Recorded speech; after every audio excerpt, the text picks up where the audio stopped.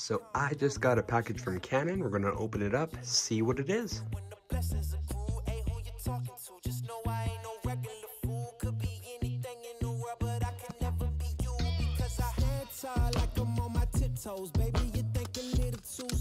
I'm currently filming at f2.8. Yeah, it looks really sharp. I like it. It is a lot heavier than the 15 to 35 f4, but f2.8, that's gonna happen. It's gonna be bigger, it's gonna be heavier.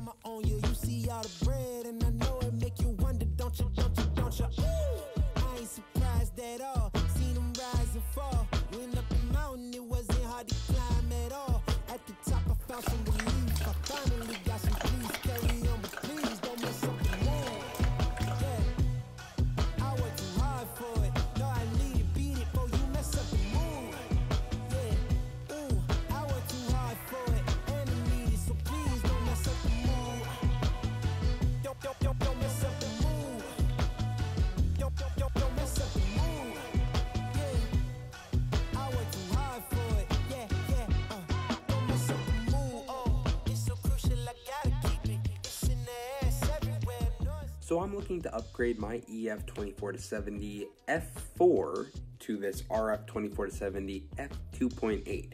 So we're going to do a side-by-side comparison here, see how sharp each lens is in comparison. So first thing I noticed is if you look at the settings here, 70 millimeters. I had the camera on a tripod. All I did was take the lens off and put the other lens on. So that tells me that these 70 millimeters are a bit different, and I'm not too sure what the difference would be, but what I can tell you is I like the look of this 70 more than I like the look of this 70. So if we zoom in here, calling this photo Luck of the Irish, that looks pretty sharp. F4, so I'm not doing f2.8 on the f2.8, even though it can go lower. That's an automatic win, I get that, but I'm not testing that. I'm testing the sharpness of the lenses. So at f4, this looks really sharp. I like it. There's a bit of softness. You can see a little bit of softness here, but it's pretty dang sharp compared to the EF version, f4. That's really soft. That's really soft.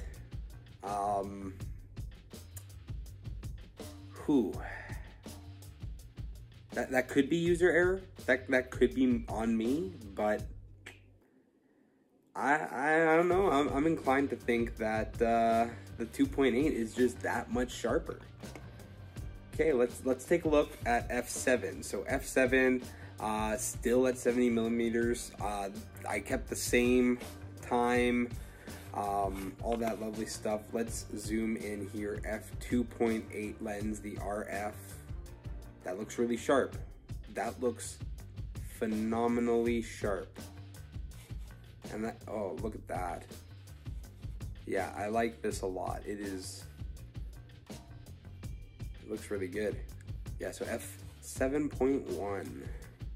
Okay, let's take a look at the EF version. EF version, again, kind of looks like it's a different focal length. Almost looks a couple millimeters wider. Let's zoom in. Okay, f7 looks pretty sharp. f7 looks a lot better on this EF lens. So what we can tell is at f4, the EF lens looks a little soft, but at f7 it does sharpen up, and that looks, oh, I don't know, that looks almost a little sharper at f7 even. It's hard to say, because I mean, it's not going to be perfect. Yeah, it's a little, EF1 is a little soft here. RF, let's take a look. Okay, RF's a little sharper, a little softer. I don't know, the EF actually might win this one at f7.1. Or it's a tie, it might be a tie. Look at, because that's really good. EF version, yeah, EF's a little softer here. So it's a washout. At f7.1, I mean, these lenses are kind of comparable. So that's something to keep in mind. So in looking to upgrade, I mean, one f4 looking that much sharper, that's something. But also having the ability to go to f2.8 is a huge benefit in low light situations, or if I just want to create a little more separation between the subject and the background. So now we're going to move on to f11. f11, it's a little dark, but that's okay. I didn't change the, it's still, you know, one quarter of a second here. Pretty long exposure. Yeah, it's sharp. I mean, it's dark, but it's sharp. Let's take a look at the EF. That's a little softer.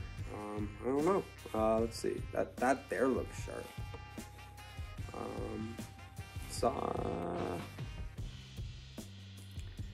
Yeah, the RF looks sharper. RF looks a lot sharper. It really just focused in on my actual subject and looks sharper on the subject. The EF looks, I mean, it looks like it's F11 almost would be like an F, like it looks like there's more or less separation, if that makes sense. Even though they're the same f-stop right now. And that's something I also noticed when I was shooting with the RF lens at 2.8.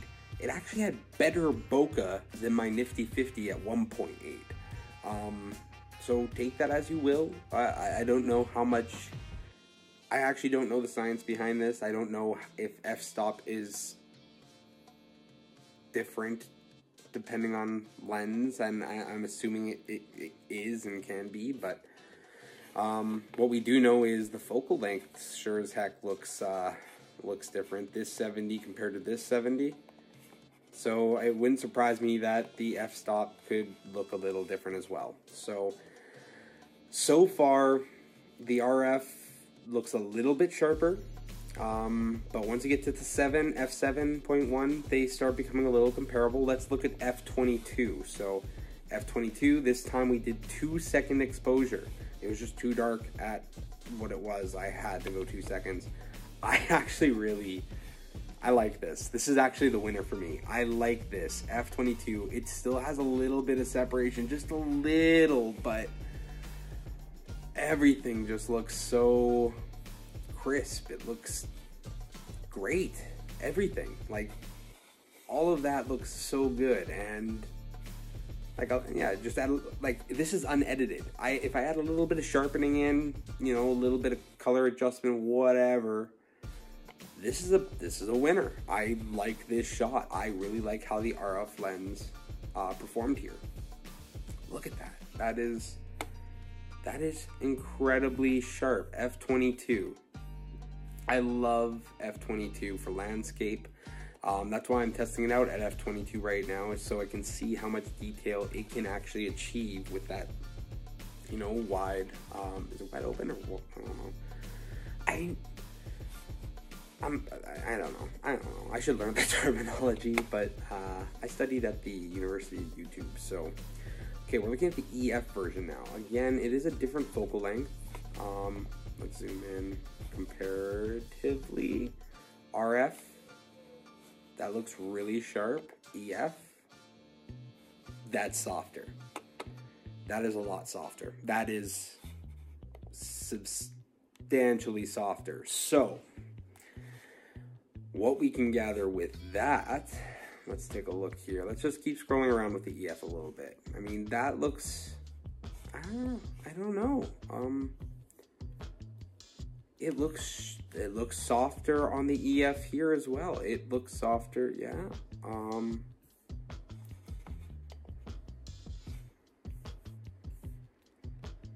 I think all around the EF looks just soft. It looks a lot softer. So what did I learn from this experiment? At f4, the f2.8 RF lens is better. Not to mention, it can also go to f2.8, so it doesn't just stop at f4, it keeps going. Also, I learned that at f7.1, at f11, they are relatively comparable. So if you are shooting at f7, f11 all of the time, if that's your style, it might not be worth the money. Myself, I like that separation between my background and my subject. I like having that lower aperture. I like having a nice, also with landscape, I like working at f22. So the fact that the RF lens is better at f22 and at f4/f2.8, whatever, I think it's worth it. I honestly think it's worth it. If I'm doing any client work, knowing knowing what I'm missing out on now when it comes to detail and sharpness, yeah, I think I'm gonna have to do it. And ultimately, that is why I sold my Blackmagic Pocket Cinema Camera 6K, is because I wanted money for glass. I wanted to invest in the Canon ecosystem. I wanted to get some RF glass. So what I'm thinking is I buy the, I don't know, I'm gonna try the 15 to 35 actually. I'm gonna try the 15 to 35 first. Maybe I'll do a comparison video of that, the 15 to 35 RF lens versus the EF f4 16 to 35 as well. Do the same kind of thing.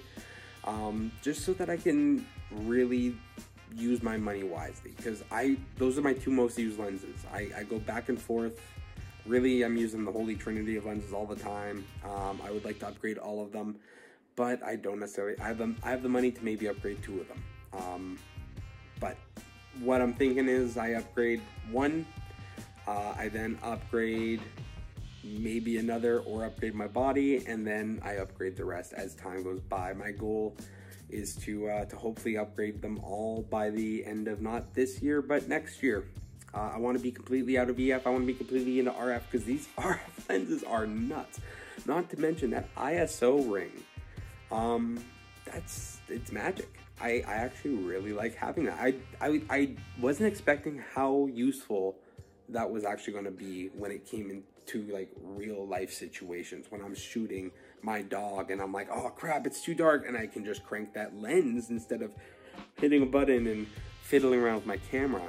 It's just intuitive. Canon did an amazing job with this lens. Look, the compression is way better. The focal length looks right. I'm gonna be using this for portraits and stuff over the weekend. Test it out, really test it out, because I'm not just going to throw my money at a product that I'm not going to use. And then again, I'll test out the 15 to 35, but from what I can see here, this RF 24 to 70, this is an amazing lens. This is possibly the lens. I'm looking into the 28 to, I was looking into the 28 to 70 at f2, but I mean, f2.8, like this is f4, and there's already a lot of separation and some beautiful bokeh. f2.8, the bokeh on this lens is nuts. I can't imagine f2. I don't even know how usable it would be when it comes to keeping your subject in focus, because I mean, you can already see it's starting to soften up a little bit at f4 with how that's laid out. But I think that, yeah, that RF 24 to 70 f2.8 lens, it might be the lens. It's between that and the 15 to 35 2.8 RF. One or the other. I'm going to test the other one out, and we'll see. Thanks so much for watching. If you like the video, I mean, interact. Really, this is just for me. This is just me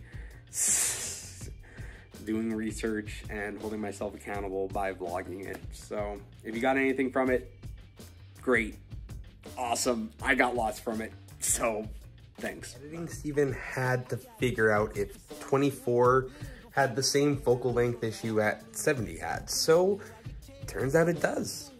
Take a look for yourself.